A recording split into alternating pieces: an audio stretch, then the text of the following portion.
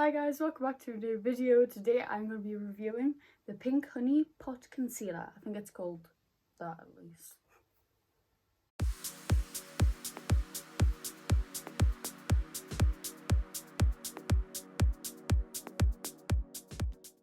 So as you can see, I've already got my eyebrows done, ready for this concealer. So this is the Pink Honey Camo Concealer. Absolutely gorgeous.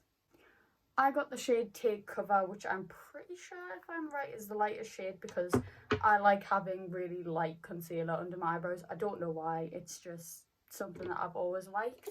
It was £10 when I got it, but it was on a sale, so I don't know how much it is now. But I will put it on the screen how much the pricing and all of the different shades that you can get. But I've just got it on my small little flat brush.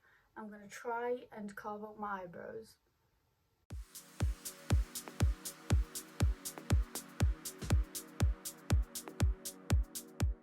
I used to use liquid concealers a lot, not pot concealers, because I just thought there was no point in buying a pot concealer, to be perfectly honest. But the formula is like really nice. It does feel like greasy. I don't know if it's like that's what all pot concealers feel like, but it does feel really greasy and it feels like a lot on your skin. I mean, that's why I do not use it anywhere other than my eyebrows, because it just feels really cakey. I'm gonna try it out underneath my eyes. I've got no over makeup on. I am really lazy, but I really wanted to use this, so I had to review it. So, oh, that feels horrible in my nose. I do not like that. Right, I'm trying to cover like blemishes, so I'm going to quickly blend out this, but I'm going to leave this to like set so it's more coverage. Oh god, that does not look nice. Right, okay, let's just blend out my eyelids and then we'll go in with a concealer brush if I can find it. Right, that looks horrifying on my nose. It's separating. I don't know if you can see in camera, but it is really badly separating on my nose. On my eyebrows, it looks cakey, but it is definitely doing what it's meant to. I'm probably not going to ever put as much on. I'm probably going to just outline my eyebrows, blend it, because this looks very cakey. We're going to see how it reacts to my powder. So I'm going to use the Let Loose setting powder by the Makeup Gallery. I was correct, it's separating. I had a feeling it was going to do this. I think it might be the powder puff, you know. Wait, where's my brush? Right, we're going to get my mini powder brush. I'm going to use that on my chin. My nose area. Right, let's see. Nope, still separating. Oh my god, that is separating. It looks like I have cracks in my skin. I don't know if it's the...